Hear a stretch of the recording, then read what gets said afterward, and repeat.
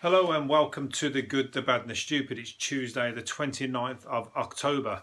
Hope you're well. Lots to go on today. Lots of things occurring, as they say. The general election's been announced. Finally somebody's made a decision on it. I don't know if it's good or bad because it's in the middle of December. So who wants that?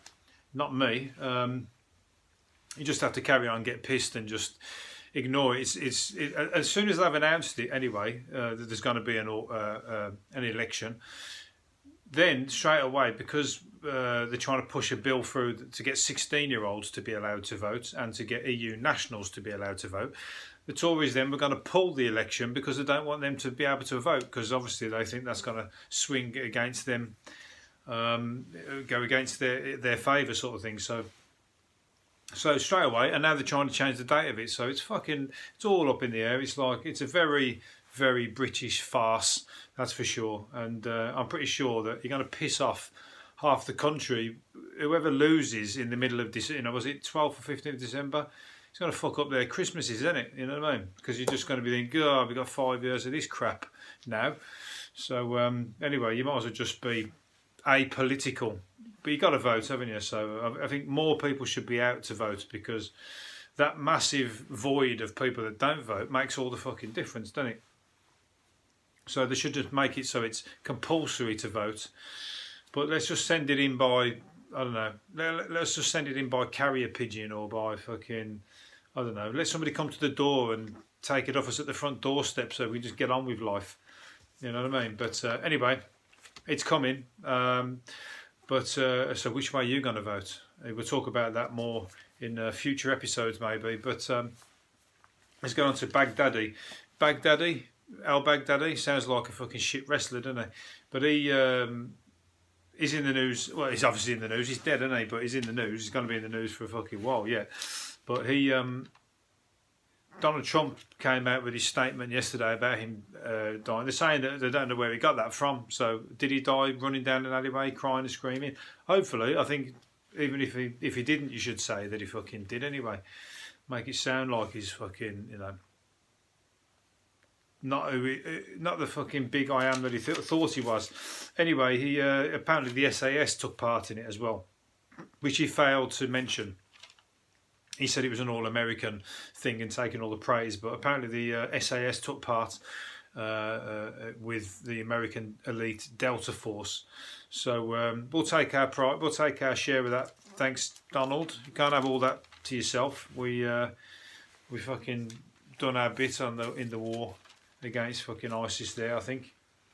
And the dog as well. There was a dog that chased him down, and they won't name the dog for some reason. I don't know, they don't want to witness protection dog or some program for the dog, but they don't want to name him. But they put a big photo of him in the paper, and he's a big sort of like hoo-ha about how special the dog's a hero because he chased him down his alleyway, and he is a hero. Dogs, they do a lot for humans. They fucking do as you tell them, and you're throwing him into danger because he chased him down while he's got a suicide vest on. So really, you were sent to fucking get blown up, but luckily he survived. He did get injured apparently, but he didn't die. Also, before they did the raid on the compound, because it was set up by one of his aides, I think. I've not read the whole story, so I'm not coming at you. I'm never coming at you with fucking full facts on these videos or on these on these podcasts. I'm coming at you with what I've picked up. So it's all open to discussion or open to me being corrected. But anyway, an aide of his set him up apparently, and they had a pair of the Americans or whatever. They had some of his underwear nicked out of the compound so they could do DNA tested on him of his underwear. You know what I mean? So I'd imagine he ain't got many. He only wears the same clothes. He's stuck in on the run, isn't he? So I'm sure he hasn't got fucking suitcases of clothes and everything to go around. So he's probably like, where's my pants gone? Anyone see my underwear? But anyway, they nicked his underwear to do DNA testing him. Don't know how they had original DNA from him. But anyway, so it was like Operation Baggy Pants. That's what I think. That operation was called. And they come up with random names for the operations. Operation Baggy Pants, Baghdadi's pants. So yep, there you go. Well, it worked anyway because they confirmed it was him, and now he's dust. And fucking so he should be. The cash-strapped NHS chiefs are paying a management consultant almost £2,000 a day to work from his villa in Marbella. Expert Philip Burns, I'm going to name and shame him. Fucking he ain't even that old. He's getting 350 grand in 9 months to do stuff for the NHS. That's just bollocks, isn't it? I mean, they're having to do that, but they should just be employing somebody to do it. It's all red tape and all that bullshit, isn't it? But £2,000 a day he's getting paid to sit on the beach and do it to work from home. I'm in the wrong job, I know that. But you shouldn't be like, nobody should be being paid that kind of money out of the NHS. No wonder it's fucking struggling and in the shit. That's just bullshit, you know what I mean? They should have somebody, employ somebody for 9 months to come in and do it on a normal wage like everybody else gets paid. I'm sure he's not doing anything that is like superhuman. I mean, fuck me, he wouldn't even pay, you know, fucking a superhero that kind of money. I'm trying to think of somebody there, but you're not going to pay anybody that kind. £2,000 a day, come on. And then you got the people who are doing 48 hours in like, or, you know, 36 hours straight shifts in hospitals trying to fucking make sure the patients are, you know, are dealt with as they're coming in thick and fast. And somebody's sitting on a beach in Marbella getting £2 grand a day. No, sorry, but that's about as fucking wrong as you can think. Britain, speaking of people, and them nurses and doctors are tired, I imagine, as well. And which leads me straight onto this one. Tired Brits are a nation of zombies. We're starved of sleep. Britain is now a nation of sleep-deprived zombies, a study reveals. We get an average of 5.5 hours kip a night, despite the NHS. This is fucking irony here. Despite the NHS recommending at least 8 hours of sleep. So you've got all these doctors and nurses who are getting next to no sleep because they're having to work all the time God sends. And the NHS recommends 8 hours sleep a night. Do you see the problem there? Ridiculous. So they're saying that the lack of shut-eye is bad for us and we are now in a sleep deprivation epidemic. Society fails to value sleep as an essential part of health. But yeah, of course, it's causing people to... You know, you've seen people nodding off while they're driving and shit, don't they? It's like nodding off on the tube, on the train, on the buses and everything. Yeah, everyone's tired. They're knackered. It's causing loads of problems all the way through. Just work less, do less, and fucking what's the word? What am I trying to say? Just work less and do less and fucking leave it that way. You know what I mean? When you're at work, don't work hard. Don't work as hard. Obviously, you can't when you're in NHS. That's an unfortunate, you know, problem with that job. But any other job that you do, just do less. Have it like a fucking a secret meeting and say, right, everybody, we're all going to do less, and then nobody can blame somebody else for the fact that the company's doing shit. Or get the 4-day work week in. That's what we want. 4-day working week. I don't get it. I'm self-employed, so I end up working 7 days regardless. Even when the fucking everyone's got the day off, I end up working. But it's my choice, and I can if I want. So that's if I end up want to do nothing for a morning, I'll do it. But unfortunately, I don't earn money. But at least I've got nobody telling me, right, you're sacked if you don't. BBC presenter was cheered by supporters as she arrived at an employment tribunal. 3,000. Her argument is, why is Jeremy Vine getting paid £3,000 an episode, I think it is, while she only gets paid £465 an episode. This is the BBC payment equality bullshit. And I'm fucking with her there. And what they'll do there, they'll try and get him to take a pay cut rather than put her on the same money. And that's the bullshit of it. They should be. She should go to this court and she should be walking out of there with £3,000 an episode, and she's there with other presenters and that who are backing her up. And good on her. I hope she gets the money. But what they'll suggest is that he takes a pay cut to kind of meet her. So, well, you know, we'll see how that one goes. Pubs across Britain are stocking up on extra beer, bacon, and coffee for Saturday's Rugby World Cup final, because it's on first thing in the morning and it's Saturday. I think it's 9 o'clock. I don't count me on that because I was late for a game a while ago. I've spoke about it before, but it's on early on Saturday morning anyway, and they don't know what people want, do they? So they're ordering coffee, bacon, beer, extra beer. Do people want beer with bacon? Do people want beer, probably for the coffee and the beer, isn't it? I don't know. It's a big mixture. It's just everyone's going to come out at 12 o'clock midday and they're going to be drunk and they're going to be like, fucking now what do we do? So they'll be out on the piss all day. So yeah, looking forward to that. It's going to be good. We're going to win. We're going to be World Cup champions. You mark my word. I'm not going to put money on it, but we are. TV wildlife presenter, unless that's going to be entertaining. Let's talk about something that's not entertaining, and that is I'm a Celebrity, Get Me Out of Here. And TV wildlife presenter Chris Packham wants Anton Deck to help stop the I'm a Celebrity using animals as bush tucker trials.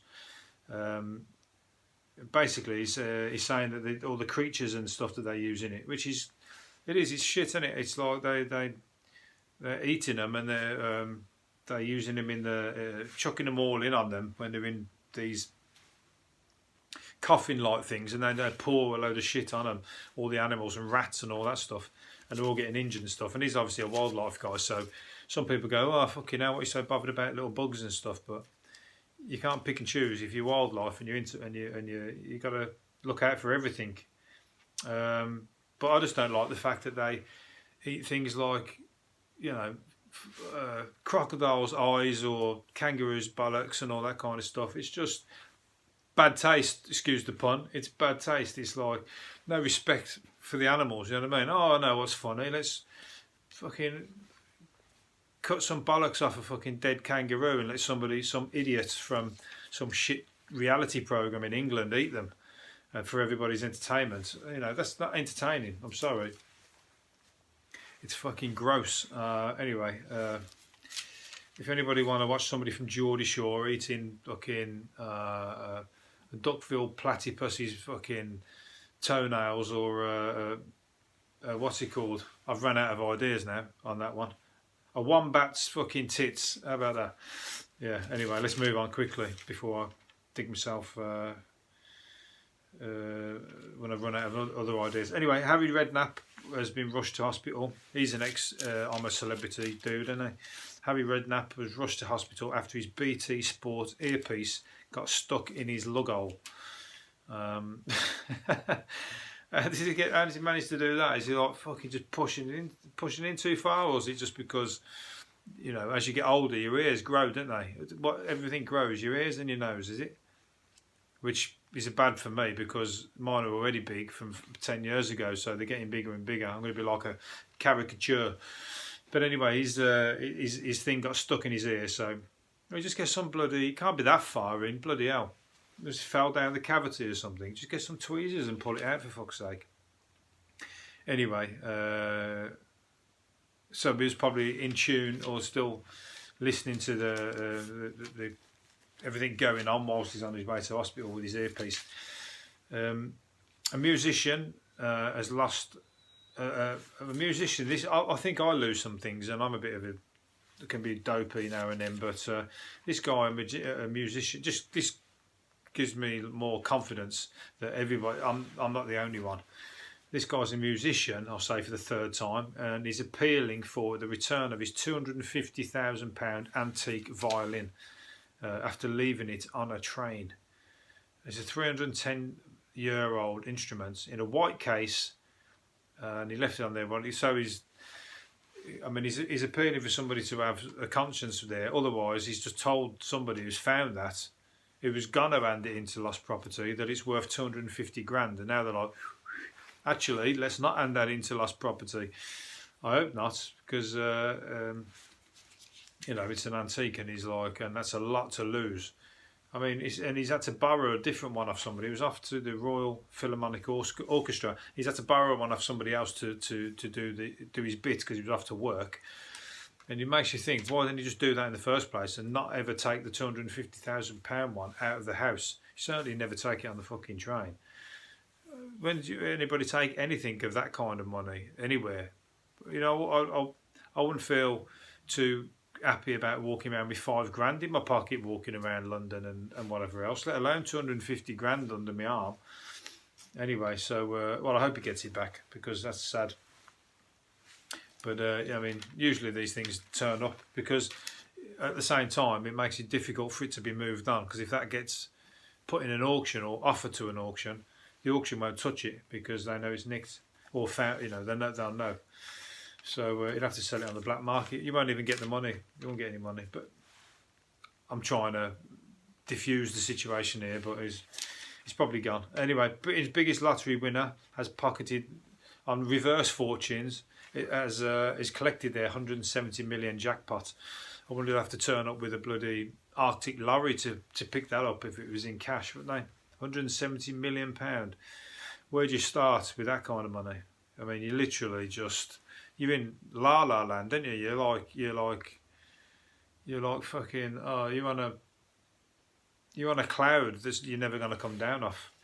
Well, until people start begging, and then you start getting on your nerves. But still, if you can handle that, then you're just in dreamland with that 170 million pound. You're gonna struggle to sell it. I mean, you're gonna struggle to spend it as the commission's coming in. Great stuff. It's Halloween coming up, and Geri Horner. I was thinking, who the hell's Geri Horner? I didn't recognise her either at first, and Geri Horner, who is Geri Spice Girl, isn't it? The ginger one. She's turned herself into a brummie. I'm a brummie. As she dresses up as a Peaky Blinder for Halloween.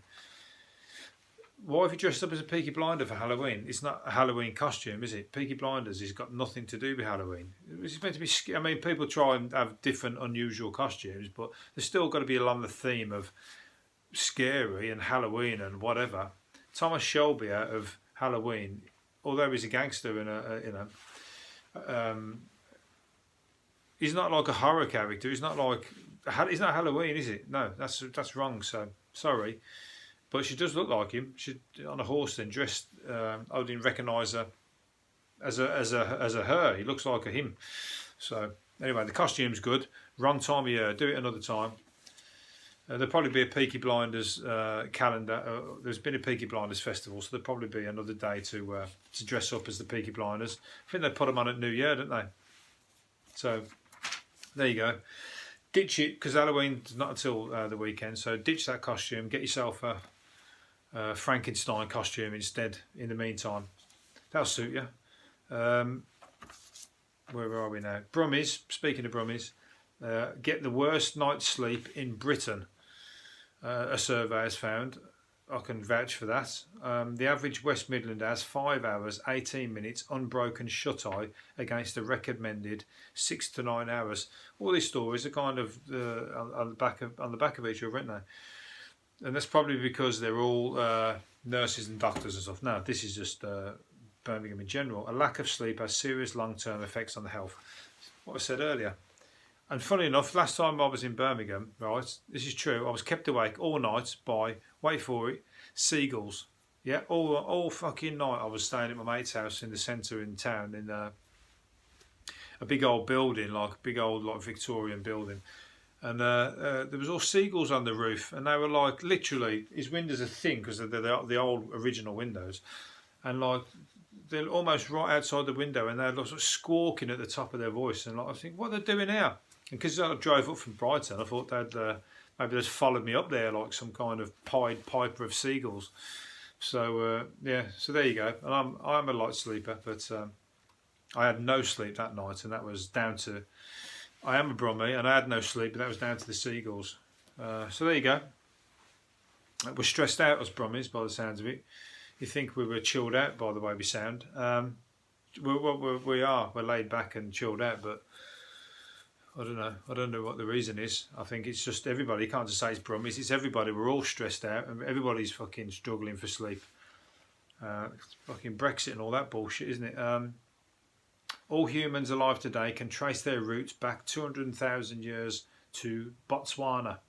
Our ancestors emerged in lush wetlands in the African country The research dismisses findings that modern humans developed all over the continent. There you go. That's going to put a lot of racists' noses out of joint, isn't it? Also, nationalists. There you go. We all originally come from Botswana. So put that one in your pipe and smoke it. Yeah, so there you go. That's interesting. I ain't got time to dwell on that one though. A flight was delayed after a pilot was arrested on suspicion of stealing perfume minutes after he was due to take off.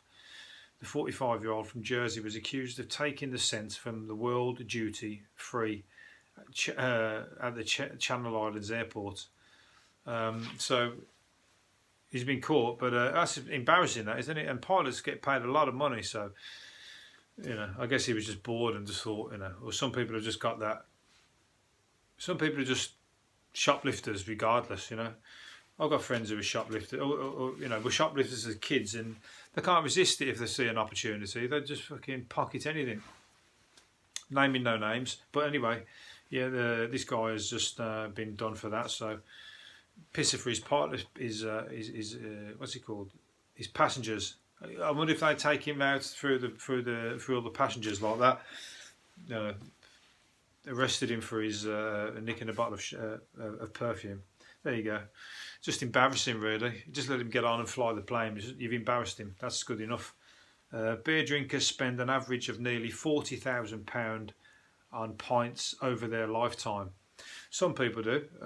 Some people spend probably double that. That's probably an average. London is shelling out more than double that because London's expensive, but everywhere's catching up now, isn't it? Price of ale continues to rise. Most of us will spend around £38,000. So there you go. If there's ever a reason to start drinking in Wetherspoons, that's it. 40 grand you're going to spend over your lifetime. But you can measure everything you like, but you've got to spend money to enjoy yourself, ain't you? So just spend it wisely. Sneak a bottle of wine in like the old days. Sneak a bottle of wine in, or a couple of cans in a bag. Buy 1 pint and keep topping it up. There you go, old school. People used to do that in places where the beer was really cheap as well. Like social clubs and stuff like that, where it was like fucking £1.50 a pint or something, and people were still doing that in them. So it's just where you are on the money chain, isn't it? Right, I'm going to finish up on one more thing, I think, if I can find one, because I might have just done the one I thought I was. Okay, the Queen of Scream, Jamie Lee Curtis, says she hates being frightened. The 60-year-old made her film debut in the 1978 horror flick Halloween, and she says she scares very easily, and she couldn't bear to watch a horror film, especially Halloween. Halloween was a scary one, wasn't it? The original one as well. I remember when I was a little kid, and I used to hear from downstairs horror films playing, because in the 80s horror films were fucking, everybody it was big news, and they were like proper dark, and like it was all about horror films, wasn't it? And anyway, they used to play really loud downstairs, and I could hear the screams and everything, and like the growling and the screams and stuff from these films, and they used to shit the life out of me. And I went down once to see what because I was awake, and I walked in, and just as that scene in Halloween, sorry, not this one, but when he got up and started walking again, and like I still remember it now. So that shows how much I shit myself, and I was sent back to bed. Get back to bed. I had to go back to bed with this monster's bloody face in my mind. Anyway, but also is an interesting fact to finish up on this. The Halloween mask in the film was actually the Halloween mask in the film Halloween was originally a mask of William Shatner, and they bought it from they needed a mask, and they bought it from whatever shop, and they took all the eyebrows off it and everything else, and they sort of made it look. Well, I don't know what else they did. They took the eyebrows off it. It's still got the hair on it, hasn't it? So there you go. It just was an original mask of William Shatner. So there you go. It just shows how scary looking William Shatner is, doesn't it? I wonder if he knows that they used his face. Anyway, I'm going to leave it there. Hopefully you've enjoyed it, and we'll see you again tomorrow. Goodbye.